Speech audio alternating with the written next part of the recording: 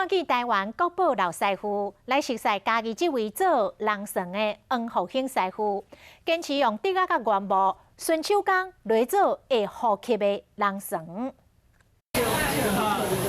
拍花人绳、香讲讲，还有闻到这竹仔香味，这是手工人绳才会气味。这人绳看起来真平凡，但是制作过程其实真麻烦。今麦要带你来看这手工制作人绳超过60档，家己落草的传奇人物黄复兴。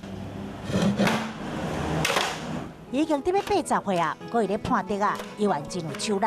这一支一支甲收好济，一点仔拢袂咧落错的。若无这人绳编起来就无好看。你讲个吧，袂，一吹哦，会流出来。